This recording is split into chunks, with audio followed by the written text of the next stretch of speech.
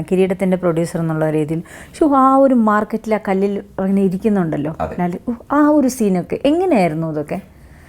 അപ്പോഴത്തെ ഒരു ഇപ്പോഴും നമ്മൾ എത്ര പ്രാവശ്യം കിരീടം കണ്ടാലും ഇന്നും ഒരു ഫ്രഷ് ഫീലോട് കൂടി കാണുന്നതാണ്. അതിന് ഞാനൊരു വലിയ രസകരമായ കഥ പറഞ്ഞു. ഇപ്പൊ കിരീടത്തിന്റെ കഥ നമ്മുടെ ആദ്യം എന്ന് പറയുന്നത് ലോഹിദാസ് കഥ പറഞ്ഞു. ലോഹിദാസ് ഞങ്ങളുടെ ചാലക്കുടി, പുള്ളി ചാലക്കുടിക്കാരനാണ്. അപ്പൊ ചാലക്കുടിയിലെ ഒരു മാർക്കറ്റിൽ ഇങ്ങനെ ഒരു ഗുണ്ട ഉണ്ടായിരുന്നു. ആ ഗുണ്ടയുടെ റിയൽ ലൈഫിൽ നടന്ന ഒരു സംഭവമായിട്ടാണ് ഇത് ഞങ്ങളെ വിവരിക്കുന്നത്. അപ്പോൾ പുള്ളി ഇതുമാതിരി ഇങ്ങനെ ഒരു സംഭവം നടന്നു, പുള്ളിയുടെ അച്ഛൻ ഇങ്ങനെ പറ്റി, അതിൽ അങ്ങനെ പറ്റി, എന്നൊക്കെ ഒരു കഥയായിട്ട് പുള്ളി പറയുകയാണ്. അപ്പോൾ ഞങ്ങൾ പറഞ്ഞു ഈ സാധനം കൊള്ളാമല്ലോ, നമുക്കൊന്ന് വർക്ക് ചെയ്യാൻ പറഞ്ഞു. അങ്ങനെ ലോഹിദാസ് പോയി അത് വർക്ക് ചെയ്ത് വന്ന് കിരീടം എന്ന ടൈറ്റിൽ അന്ന് ആദ്യം വന്ന് മുൾക്കിരീടം എന്ന ടൈറ്റിൽ വരാം. കാരണം ഇത് മുൾക്കിരീടമായിട്ടാണ് പുള്ളിക്ക് വരുന്നത്. പക്ഷെ മുൾക്കിരീടം ഒരു നെഗറ്റീവ് ഇതായതുകൊണ്ട് നമ്മൾ അത് മാറ്റിയിട്ട് കിരീടമാക്കി. അങ്ങനെ ആ കഥ പുള്ളി വന്ന് പറഞ്ഞതിന് ശേഷം പുള്ളി പോയി സ്ക്രിപ്റ്റൊക്കെ എഴുതി എല്ലാം വന്നു. എല്ലാം നമ്മൾ മോഹൻലാൽ നമുക്ക് ഡേറ്റൊക്കെ തന്നിരിക്കുകയാണ്. ലാലിൻ്റെ അടുത്ത് നമ്മൾ ഈ സ്ക്രിപ്റ്റുമായിട്ട് ചെല്ലുകയാണ്. എൻ്റെ അനുഭവത്തിൽ ഈ ഞാൻ 9 സിനിമ നിർമ്മിച്ചെങ്കിലും ഇത്രയും സിനിമ വിതരണം ചെയ്തെങ്കിലും ബൈൻഡ് ചെയ്ത ഒരു സ്ക്രിപ്റ്റ് സിനിമയ്ക്ക് മുമ്പ് ഞാൻ കണ്ടിട്ടില്ല. ഇത് 3 കോപ്പി നമ്മൾ ബൈൻഡ് ചെയ്തു.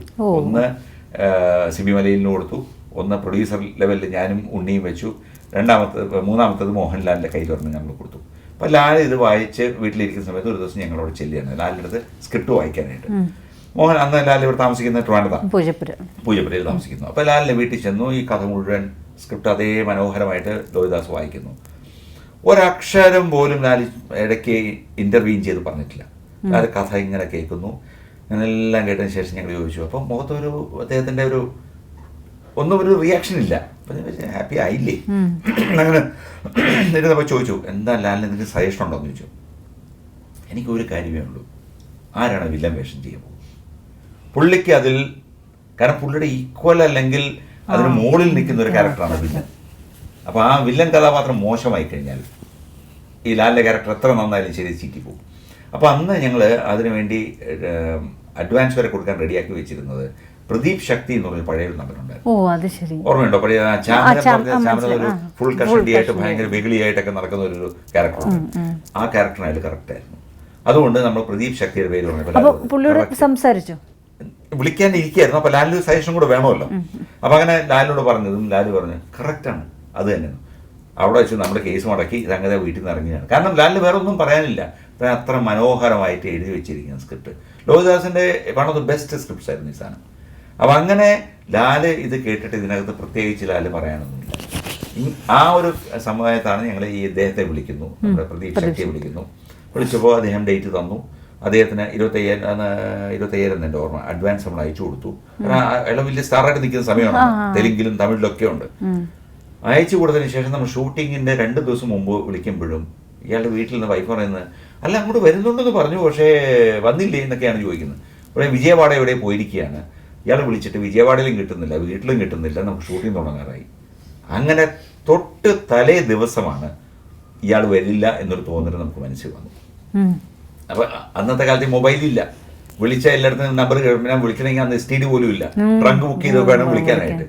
അങ്ങനെ ഭയങ്കര ടെൻഷനായി. അപ്പൊ അങ്ങനെ ആ ഒരു സാഹചര്യത്തിലാണ് ഇവിടെ ഞാൻ അന്ന് അസോസിയേറ്റ് ആണ് കലാധരൻ.